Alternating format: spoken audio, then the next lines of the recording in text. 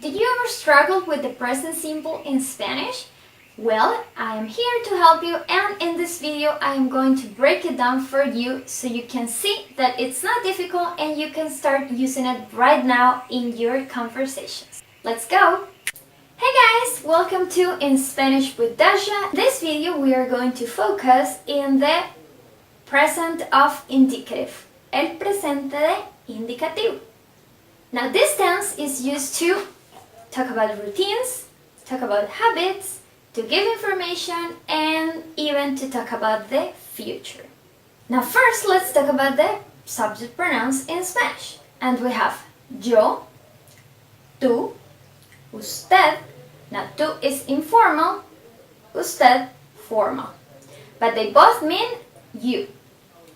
Él, he, ella, she, nosotros o nosotras, we, vosotros o vosotras, you, but this is mostly used in Spain. Here in Colombia we use ustedes. And finally we have ellos, ellas, they. Okay? Now as you see, nosotros has a feminine that is nosotras. Vosotros, masculine. Vosotras, feminine. Ellos, masculine. Ellas, feminine. Now let's talk about the verbs in Spanish. The verbs in Spanish end in ar, er, or ir. So let's start with the regular verbs. Okay, in these cases, with the regular verbs, we are going to leave out the ending ar, er, ir, and we are going to add a regular conjugation after the root. Here is a list of regular verbs ending in ar. Cantar, caminar, trabajar, grabar, ayudar, amar, cocinar, bailar, contestar, estudiar, pagar, tomar, hablar, escuchar, comprar, necesitar, practicar, preguntar, lavar, llegar. Now this should be the conjugation for all regular verbs ending in ar. For example, trabajar, hablar. So, I work, yo trabajo. Tú trabajas. Usted, él, ella, they share conjugation, trabaja. Nosotros, nosotras, trabajamos. Vosotros, vosotras, trabajáis. Ustedes trabajan. Ellos, ellas trabajan. Now, hablar. Yo hablo, tú hablas, usted habla, él habla, ella habla, nosotros, nosotras hablamos, vosotros, vosotras habláis, ustedes hablan, ellos, ellas hablan. Now let's see some verbs ending in er. Comer, vender, correr, aprender, leer, ver, deber, creer, responder. Now, according to the regular conjugations, they should have these endings. Yo como, tú comes, usted come, él, ella come, nosotros, nosotras comemos, vosotros, vosotras coméis, ustedes comen, ellos, ellas comen. And finally, the verbs ending in ir. Vivir, compartir, asistir, escribir, recibir, abrir, permitir, decidir, admitir. Now, for example, the verb vivir. Yo vivo, tú vives, usted vive, él, ella vive, nosotros, nosotras vivimos, vosotros, vosotras vivís, ustedes viven, ellos, ellas viven. Now, the verb escribir. Yo escribo, tú escribes, usted escribe, él, ella escribe, nosotros, nosotras escribimos, vosotros, vosotras escribís, ustedes escriben, ellos, ellas escriben. Now let's have these verbs in context. So we are going to start with the affirmative sentences. Number 1. Yo trabajo de lunes a viernes. Yo, conjugation ending in O. For the verbs ending in R, er, ir, the conjugation for yo is always going to end in O. Number 2, Lucy corre todas las mañanas. Lucy runs every morning. Corre, the conjugation for él, ella, corre. Nosotras comemos galletas de chocolate. We eat chocolate cookies. Nosotras, the verb ending in er, we write hemos, comemos. Now, the pronunciation for the verbs in Spanish has a tip. I'm going to divide this tip into 2. The first part is all the verbs in infinitive are going to have the stress in the last syllable or in the ending. For example, the verb cantar, the stress is in ar. The verb comer, stress er. Vivir, stress ir. Okay? But when the verb is conjugated, we are going to move that stress to the syllable right before the ending. For example, yo canto, the stress is before the ending, before the O, canto. If I say nosotros comemos, if you see, the stress is in me, the syllable before the ending, comemos. So keep this tip in mind and I promise you won't have a lot of trouble trying to pronounce in Spanish. Now the good news is that we always conjugate the verbs in affirmative, in negative, in questions. So once you learn the conjugations, whether you want to make the sentence in affirmative or in question, you are not going to have trouble because they are going to look similar. Here we have the negative sentences. Tú no cantas música romántica. You don't sing romantic music. So as you can see, we have to conjugate the verb cantar. Tú no cantas. And the only thing we do is write no before the verb. The second, ella no lee libros de ficción. She doesn't read books of fiction. And finally, it's the turn for the questions. Now sometimes we have the option to use or not use the subject at the beginning of the sentence. However, if you can ever feel confused, just use them all the time because they are correct. ¿Tú contestas tu celular en el trabajo? So I could say, ¿contestas tu celular en el trabajo? Do you answer your phone at work? Sí, cuando es importante. Yes, when it's important. No, nunca. No, never.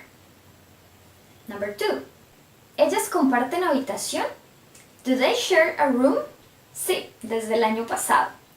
Yes, since last year. No, cada una vive sola. No, they each live alone. ¿Él vende zapatos y sandalias? Does he sell shoes and sandals? Sí. Yes, he does. No, solamente sandalias. No, only sandals. You see, so we can leave just the answer sí or no, or we can give more information. Now it's the turn for the irregular verbs. In these verbs, we are going to make a small change in the stem, and we are going to continue eventually using the conjugations for the regular verbs. But be careful, because in the first cases we are going to look at, these changes are not going to affect nosotros, nosotras, or vosotros, vosotras. The first case is the case e, tú, ie. It means that if the verb has an e in the stem, we're going to replace it with ie. For example, empezar. Yo empiezo. Usted empieza. Él, ella empieza. But nosotros, nosotras empezamos. Vosotros, vosotras empezáis.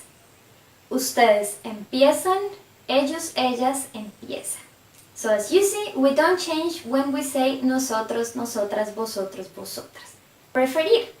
Yo prefiero. Tú prefieres. Usted prefiere. Él, ella prefiere. But nosotros preferimos. Vosotros preferís. Ustedes, ellos, ellas prefieren. Now another case is the case O to UE. So we're going to replace the O with UE. So here are some verbs.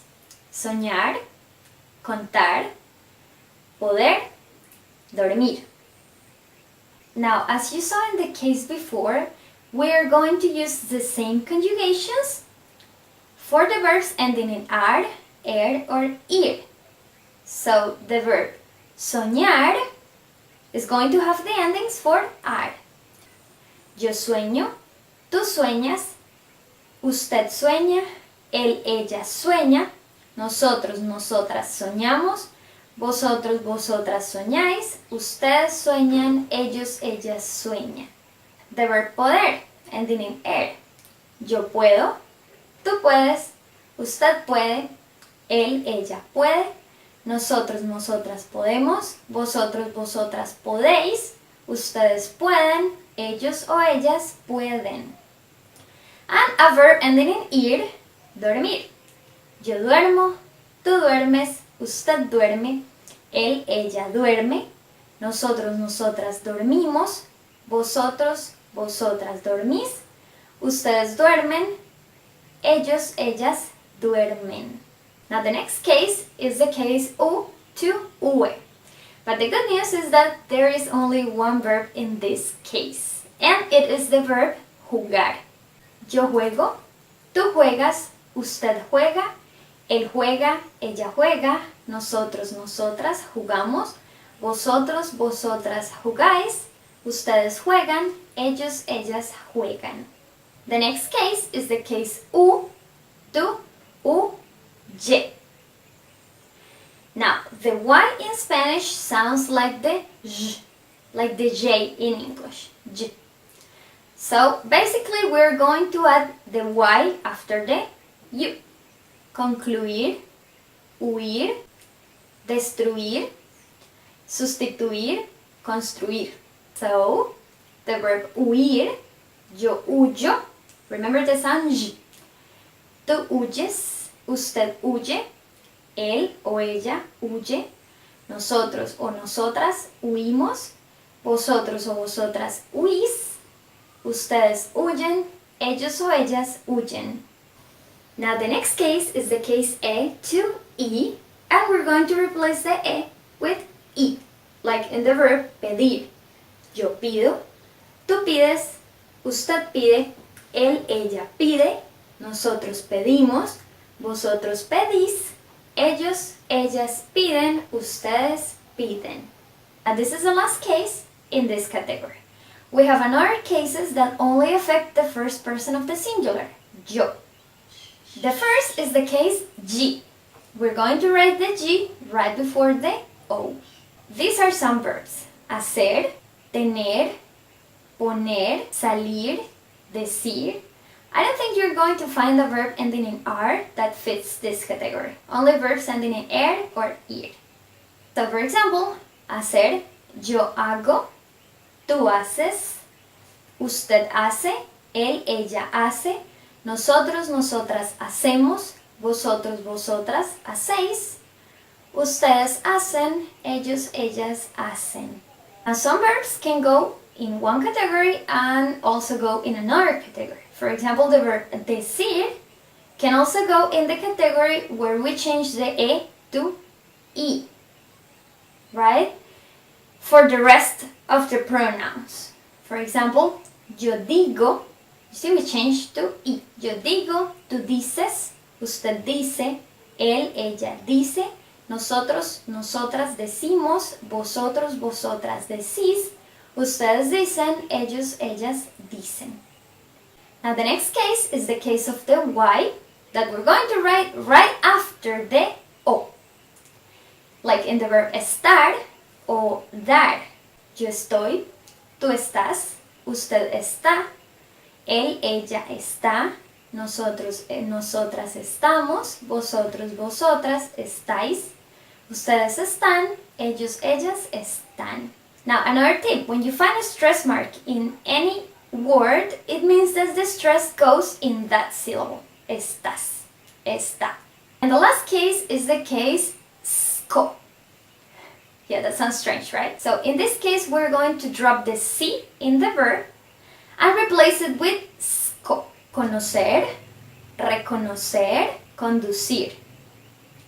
For example, yo conduzco, tú conduces, usted conduce, él o ella conduce, nosotros, nosotras conducimos, vosotros, vosotras conducís, ustedes conducen, ellos o ellas conducen. Now here come more examples using these irregular verbs. Yo pienso que el español es genial. I think Spanish is awesome. Juan duerme hasta tarde los domingos. John sleeps until late on Sundays. Now, in Spanish, we don't write the days of the week or the name of the languages with capital letter. Carol and Marley play soccer in the afternoons. Now the negative sentence. Ellas no conducen camiones. They don't drive trucks. Ella no está en casa. She's not at home. Nosotros no tenemos mascotas. We don't have any pets. Finally, the question. ¿Salimos mañana en la noche? Are we going out tomorrow night? Sí, claro. Yes, sure. No, no puedo. No, I can't. Disculpa, ¿me puedes ayudar? Excuse me, can you help me? Sí, por supuesto. Yes, of course. No, lo siento. No, sorry. ¿Cuento contigo? Can I count on you? Or are you in? Sí, obvio. Yes, sure. No, tengo otros planes. No, I have other plans. Now before we finish, I am going to teach you some time expressions and some adverbs of frequency that you can use when you are speaking in Spanish. So let's begin with the expressions of time. Las expresiones de tiempo. Hoy, mañana, los lunes, los fines de semana, entre semana, cada 15 días, todos los viernes, el jueves, cada mes. And now, adverbios de frecuencia. Siempre, casi siempre, usualmente, a veces, casi nunca, nunca. For example, yo siempre hablo español. At the beginning. Yo hablo siempre español. In the middle. And yo hablo español siempre. At the end. You see? So I always speak Spanish. Well, that was everything for today. Thank you very much for watching. I hope you found it useful, you learned something new. And if you like this video, give me a thumbs up. Subscribe to this channel if you're not already subscribed. Activate the bell to keep in touch of new videos. And if you'd like, just leave a comment down below. Tell me what you think about this video. And if you have any suggestions or any new topics that you would like me to talk about, I will be very happy to help you. Okay? So, goodbye. See you next time.